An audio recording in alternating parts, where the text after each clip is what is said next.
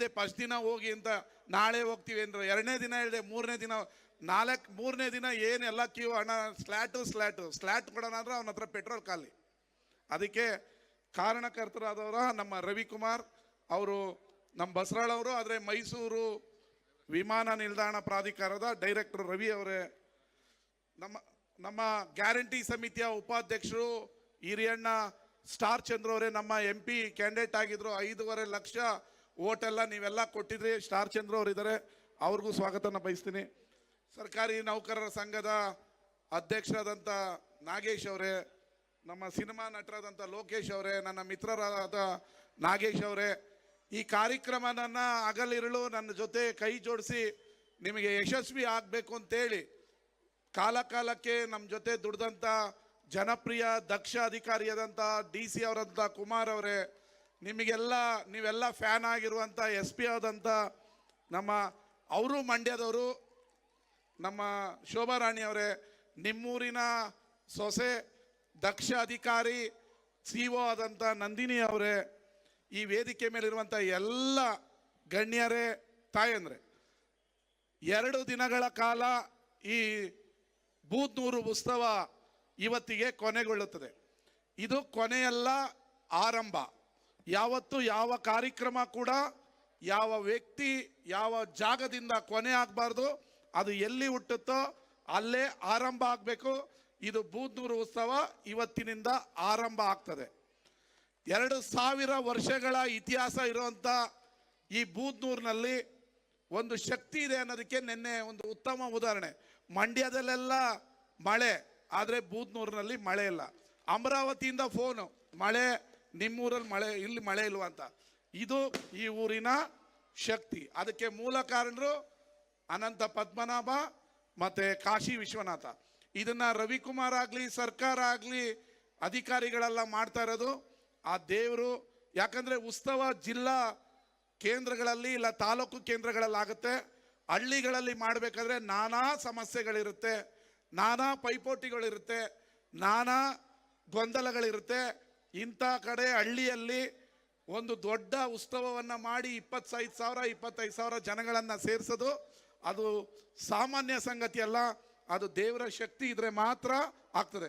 ಈಗ ನನ್ನ ಇನ್ನೊಬ್ಬರು ಮಿತ್ರರು ವೀರಶೈವ ಲಿಂಗಾಯತ ಸಮಾಜದ ನಿಗಮದ ಅಧ್ಯಕ್ಷರು, ಹುನಗುಂದದ ಶಾಸಕರಾದ ವಿಜಯಾನಂದ ಕಾಶ್ಯಪ್ಪನವರಿಗೆ ಸ್ವಾಗತ ಕೋರ್ತೀನಿ.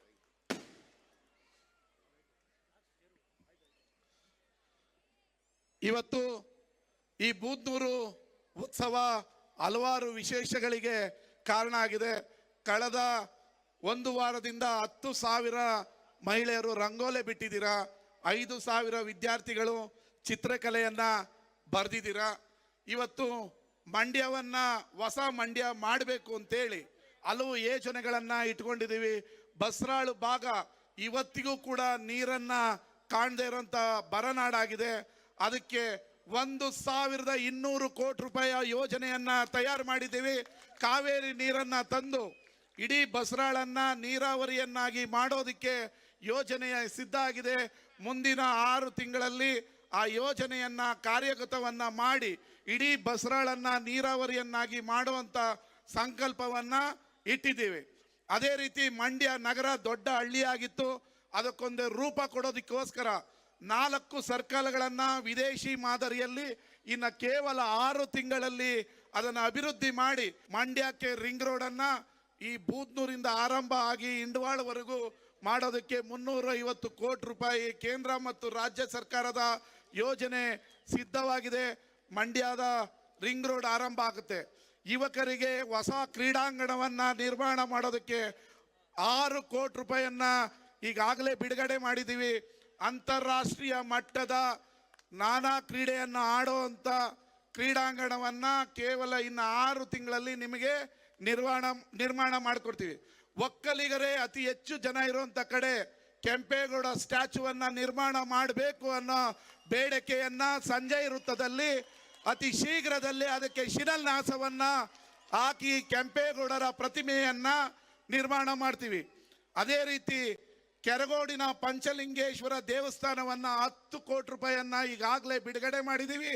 ಇತಿಹಾಸ ಪ್ರಸಿದ್ಧ ಪಂಚಲಿಂಗೇಶ್ವರವನ್ನು ನಂಜನಗೂಡಿನ ಶ್ರೀಕಂಠ ದೇವಸ್ಥಾನದ ಮಾದರಿಯಲ್ಲಿ ಅಭಿವೃದ್ಧಿ ಮಾಡೋದಕ್ಕೆ ಮುಂದಿನ ವಾರ ಅದರ ಪೂಜಾ ಕಾರ್ಯಕ್ರಮವನ್ನ ಇಟ್ಕೊಂಡಿದ್ದೀವಿ. ಇದಕ್ಕೆಲ್ಲ ನಿಮ್ಮೆಲ್ಲರಿಗೂ ಮುಕ್ತ ಆಹ್ವಾನವನ್ನ ಕೊಡ್ತಾ ಇದ್ದೀವಿ. ಅದೇ ರೀತಿ 250 ಕೋಟಿ ರೂಪಾಯಿಯಲ್ಲಿ ಮಂಡ್ಯದ ನಾಲೆಗಳನ್ನು ಅಭಿವೃದ್ಧಿ ಮಾಡಿ ನಿಮಗೆ ನೆಮ್ಮದಿಯಾಗಿ 50 ವರ್ಷ ನಿಮ್ಮ ಗದ್ದೆಗಳಿಗೆ ನೀರು ಹೋಗೋದಿಕ್ಕೆ ನಾನು ಇರ್ಬೋದು, ಇನ್ನೊಬ್ರು ಬರ್ಬೋದು, ಆದರೆ ನಾವು ಮಾಡೋ ಕಾರ್ಯ 50 ವರ್ಷ ನಿಮ್ಮನ್ನ ನೆನೆಸ್ಕೋಬೇಕು, ನೀವು ಅನ್ನ ತಿನ್ನಬೇಕು, ನಿಮ್ಮ ಮಕ್ಕಳು ನೆಮ್ಮದಿಯಾಗಿರ್ಬೇಕು. ಆ ಕಾರಣಕ್ಕೆ ಕೇವಲ ಬೂದ್ನೂರು ಒಂದಕ್ಕೆ 25 ಕೋಟಿ ರೂಪಾಯಿಯನ್ನ ನಿಮ್ಮ ಬೂದ್ನೂರು ಒಂದಕ್ಕೆ ಬಿಡುಗಡೆ ಮಾಡಿ ಈಗಾಗಲೇ 5 ಕೋಟಿ ರೂಪಾಯಿಯ ಕೆಲಸ ಮುಗಿದಿದೆ. ಇನ್ನು 10 ಕೋಟಿ ರೂಪಾಯಿ ಕೆಲಸಕ್ಕೆ ನಿಮ್ಮ ಕೆರೆಯ ಅಭಿವೃದ್ಧಿಗೆ ಮುಂದಿನ ವಾರ ಅಡಿಗಲನ್ನ ಹಾಕ್ತಾ ಇದ್ದೀವಿ. ಮಂಡ್ಯ ನಗರದ ಅಭಿವೃದ್ಧಿಗೆ 200 ಕೋಟಿ ರೂಪಾಯಿಯನ್ನ ಈಗಾಗಲೇ ಬಿಡುಗಡೆ ಮಾಡಿ ಪ್ರತಿ ರಸ್ತೆಯು ಡಾಂಬರೀಕರಣ ಆಗ್ತಾ ಇದೆ. ಪ್ರತಿ ಹಳ್ಳಿ, ಪ್ರತಿ ಪಂಚಾಯಿತಿಗೂ ಮಿನಿಮಮ್ ಒಂದು ಅಲ್ಲೇಗೆರೆ ಪಂಚಾಯಿತಿಗೆ 40 ಕೋಟಿ ರೂಪಾಯಿ ಹಾಕಿದೀವಿ. ಅಲ್ಲೊಂದು ರೋಡ್ ಮಾಡಿದ್ವಿ 20 ಕೋಟಿ ರೂಪಾಯಿಲಿ.